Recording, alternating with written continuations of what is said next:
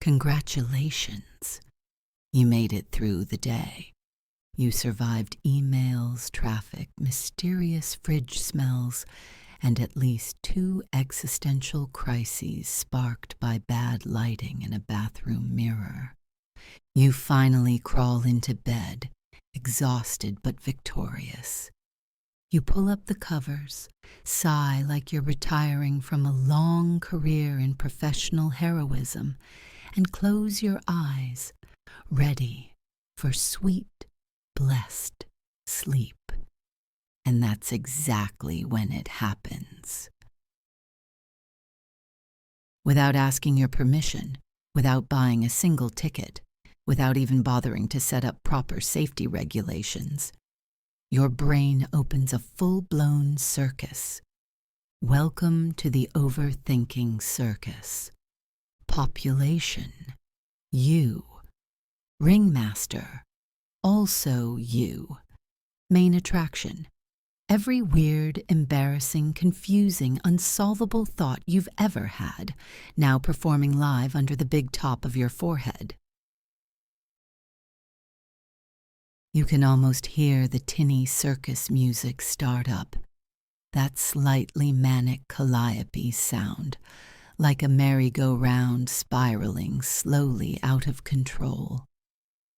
First up in the center ring, tonight's feature act, the What If Jugglers. They're tossing flaming bowling pins labeled, "What if I mess up tomorrow?" and "What if everyone secretly hates me?" and "What if raccoons have been plotting against me this whole time?" Over by the side tent, you've got the tightrope walker of past embarrassments, wobbling dramatically across a thin line made of that one thing you said awkwardly in 2009. And don't forget, the anxiety acrobats, flipping in midair while shouting things like, "Maybe you should quit your job and move to the woods." Or maybe just stay in bed forever and eat cereal. Meanwhile, up in the bleachers, the Procrastination Clowns are having a food fight with the Perfectionist Lions, and nobody's really in charge anymore. Certainly not you. You're lying there under the covers, blinking into the darkness like someone who accidentally bought a ticket to a show that's already 3 hours late and severely underfunded. This is what bedtime feels like when overthinking takes the wheel. And don't worry, you're not broken. You're not bad at life.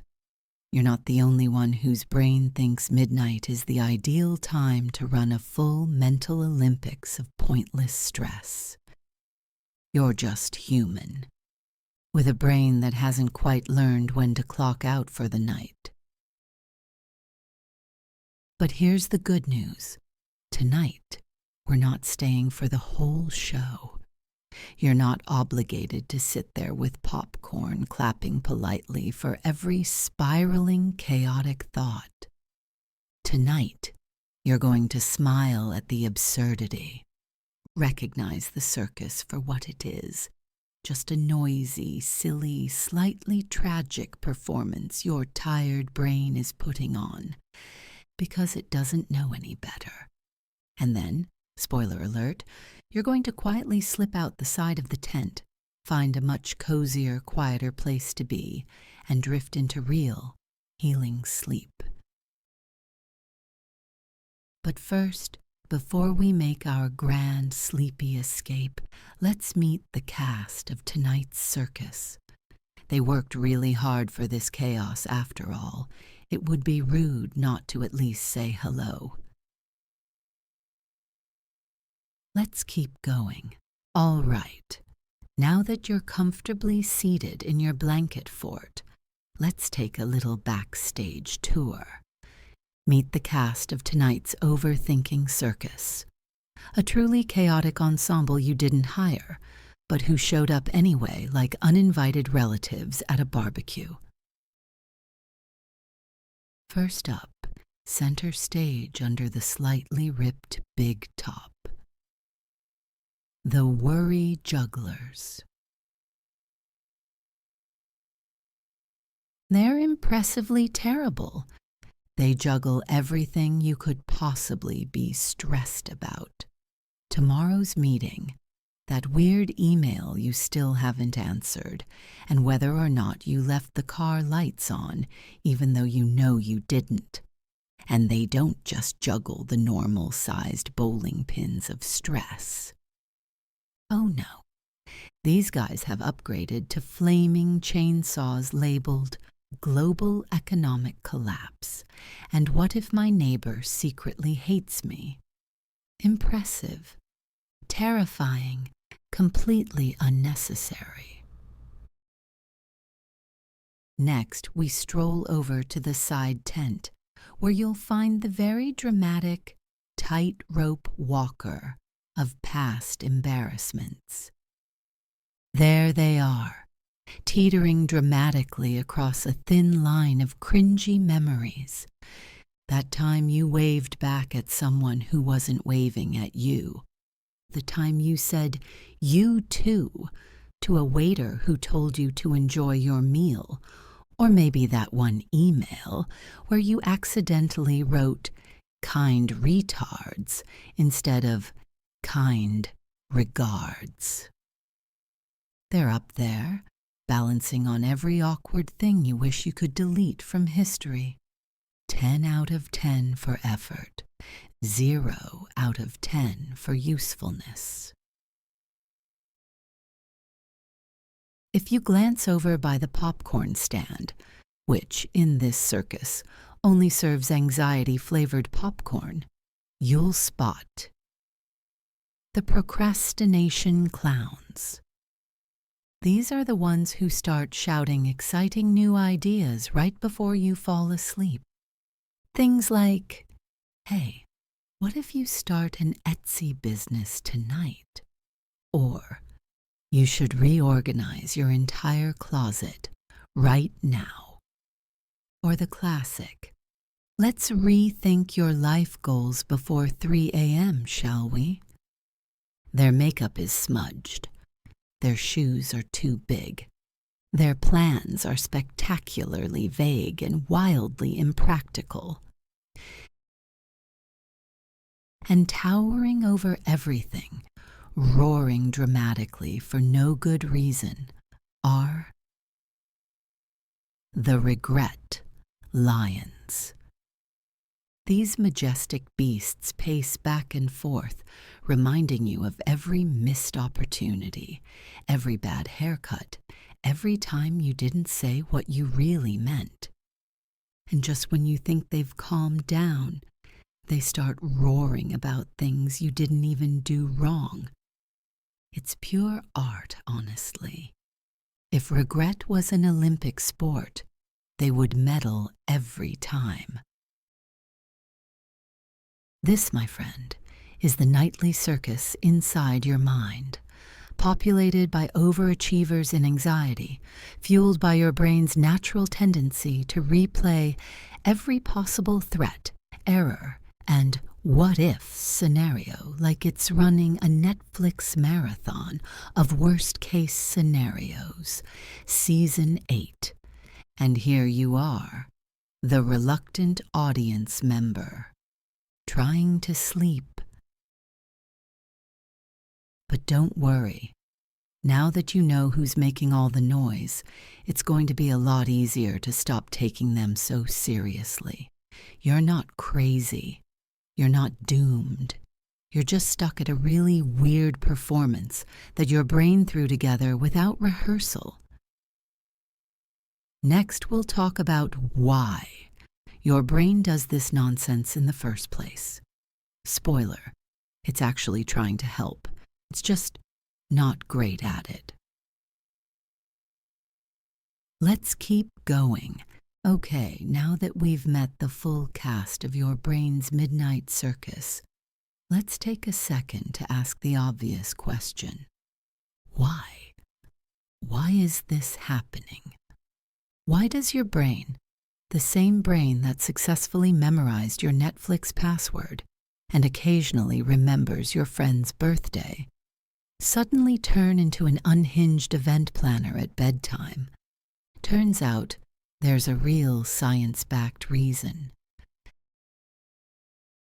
When you finally lie down and stop moving, stop answering emails, stop stirring pasta, stop dodging awkward conversations, your brain finally has a chance to catch up.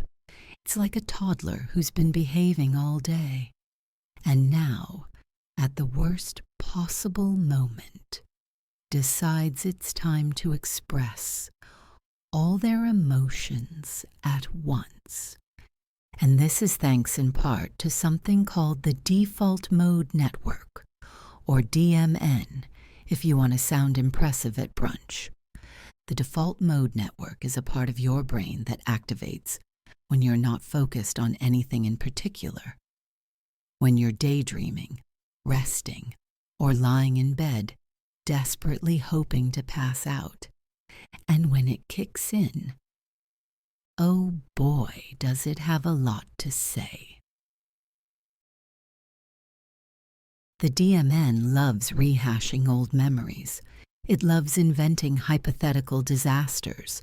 It's basically your brain's internal gossip channel, whispering, "Hey, remember that awkward thing you did 8 years ago? Let's think about that for an hour." It thinks it's helping. Truly, your brain evolved to solve problems and anticipate dangers. Back in ancient times, this was super helpful. It kept your ancestors from wandering into bear caves or trusting sketchy berries. But today, the danger your brain is trying to solve is that one typo you made in an email to Karen from accounting, or the possibility that your neighbor misinterpreted your wave and now thinks you're part of a secret society. And because bedtime is the first real quiet moment you've had all day, your brain figures, fantastic. Now we can finally review every possible mistake and emotional landmine from the last 27 years. It's not trying to ruin your life. It's just doing its ancient, slightly malfunctioning job. The overthinking, the circus, the midnight catastrophizing. It's all part of a weirdly loyal survival system that's about 100,000 years overdue for an update. Your brain thinks that by obsessing over every tiny possible threat, it's keeping you safe. It doesn't realize that most modern threats, like accidentally liking someone's Instagram post from 2012, don't actually require a full adrenaline response. So tonight, when your brain starts tossing flaming bowling pins of doubt and regret, remember, it's not because you're broken.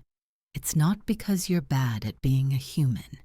It's because deep down your brain still thinks it's helping you dodge saber-toothed tigers and find slightly better caves. It's weird. It's outdated. It's accidentally hilarious. And now that you understand it, you don't have to take the circus quite so seriously.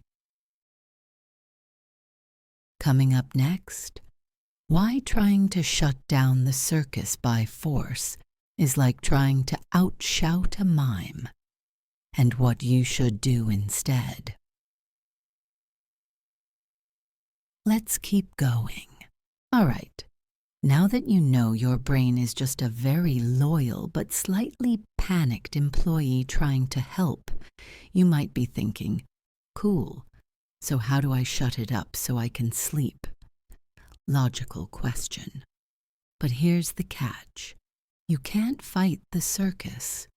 At least, not by fighting it directly. Trying to fight overthinking is like trying to win an argument with a mime.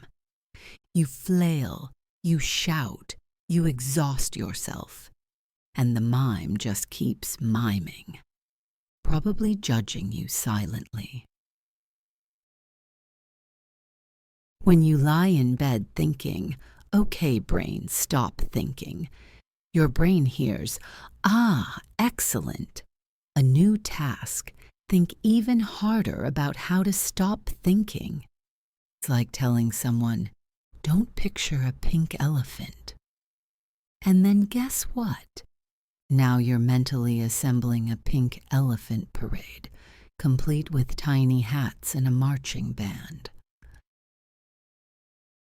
The more you resist the circus, the louder it gets. The more you wrestle with it, the more flaming chainsaws the worry jugglers pull out. The more you yell at the anxiety acrobats to sit down, the more backflips they do. Because your brain doesn't understand stop thinking. It understands focus. And wherever you put your focus, your brain says, "Cool, let's make that bigger and louder." So if you focus on how badly you want the circus to end, congratulations. You've just given the circus a fog machine, a bigger audience, and a special guest appearance by your 5th grade gym teacher screaming motivational quotes. Fun? Not exactly. Effective? Absolutely not. The real trick, and it's a good one, is not fighting. It's redirecting. You treat the circus like you would treat a toddler having a full meltdown in the grocery store. You don't start arguing with the toddler about existential philosophy. You gently, calmly, maybe with a little snack involved, lead their attention somewhere else. Same deal with your brain. You don't have to fight every thought. You don't have to win against the regret lions or out-juggle the worry jugglers. You just have to look somewhere else. Shift your focus. Gently, patiently, like you're guiding a sleepy puppy away from a mud puddle. And where are you going to guide your mind instead? To someplace quieter, softer, safer. A place where your brain can finally, blessedly, power down its emergency sirens and just float. Coming up next, we're making our graceful, slightly sneaky exit from the Overthinking Circus. No running, no fighting, just a quiet stroll toward somewhere better. Let's keep going. All right, you're still here. Still cozy, still hanging out backstage at the Overthinking Circus. But now it's time to leave the tent. And not by shouting, "I'm outta here," and flipping over a popcorn stand. No, no. We're leaving the classy way, the sleepy way. The way that makes the circus lose interest so fast it barely notices you're gone. Here's how we're going to do it. First, imagine yourself sitting in the audience of your brain's little circus. You've got a decent seat, not front row. You're smarter than that, but close enough to see the ridiculousness. You watch the worry jugglers dropping bowling pins labeled, "What if I fail?" and "What if my neighbor heard me singing badly today?" You watch the tightrope walker balancing awkward memories like a drunk flamingo. You hear the Procrastination Clowns pitching 12 new life plans involving goat farms and artisanal soap making.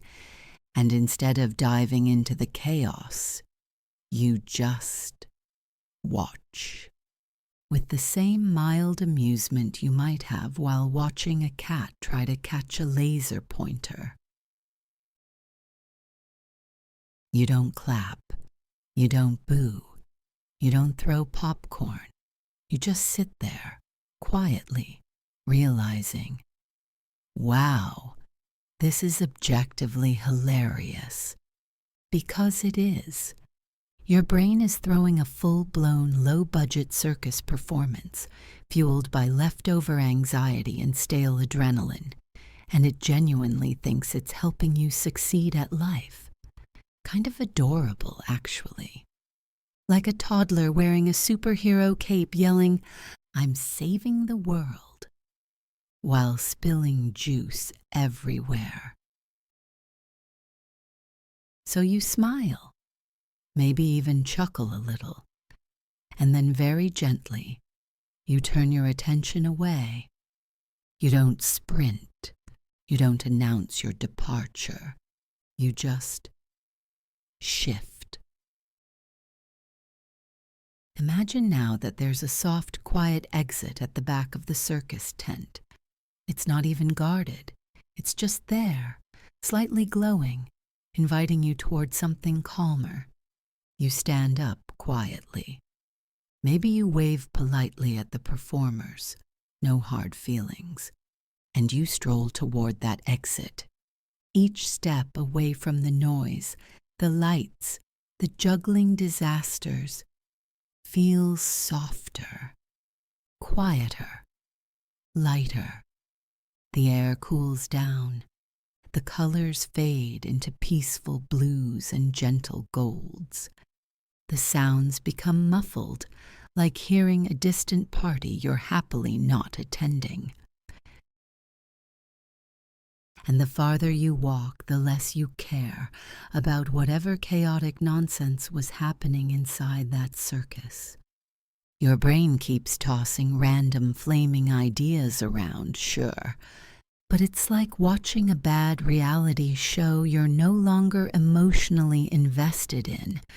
You're done being part of the audience. You've got better places to be. Places where your thoughts float like lazy clouds across a deep, sleepy sky. Places where you don't have to solve anything, fix anything, explain anything. Places where you can just exist. Warm, sleepy, safe. Coming up next, we'll walk deeper into that quiet, cozy place, the one waiting just beyond the circus, where real rest begins.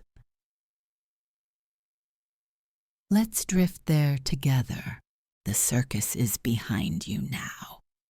The noise, the flashing lights, the frantic juggling, all fading into a gentle, distant hum you no longer feel part of. Ahead of you is something completely different.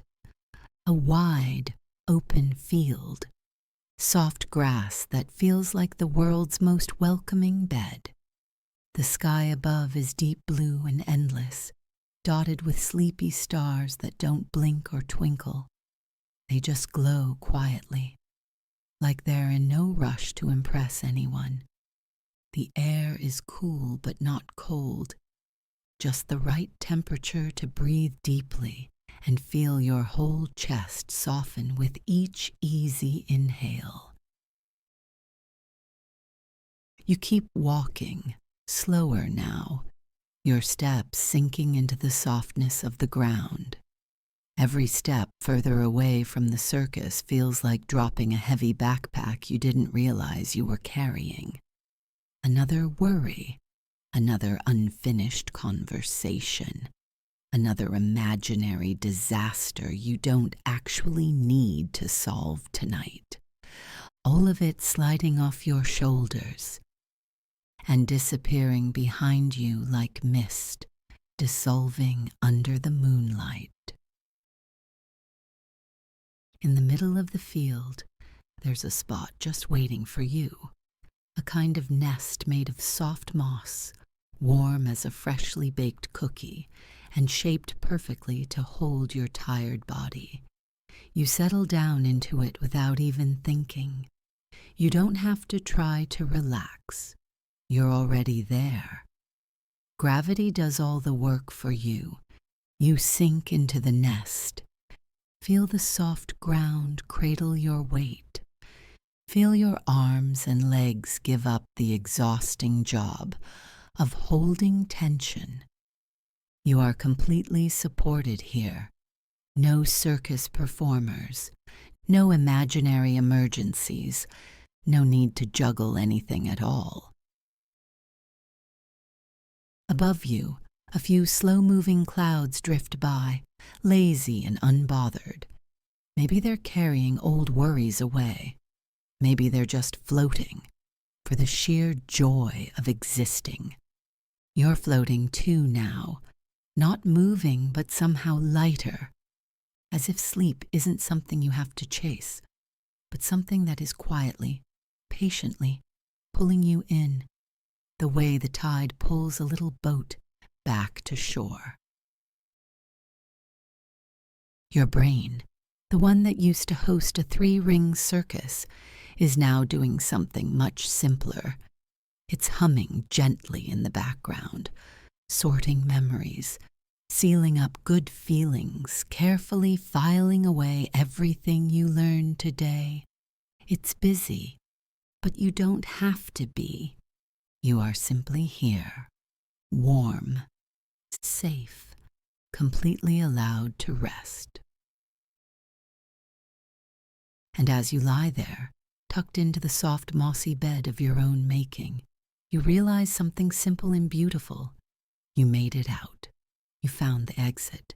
You're free to rest now, without noise, without judgment, without a to-do list marching across your forehead. You can let go. You can let yourself dissolve into this sleepy place where nothing needs fixing, explaining, or solving. Tonight, the world keeps spinning without your help. Tonight, your dreams build themselves quietly, like tiny architects working under soft starlight. You are safe. You are loved. You are allowed to rest now, and you will.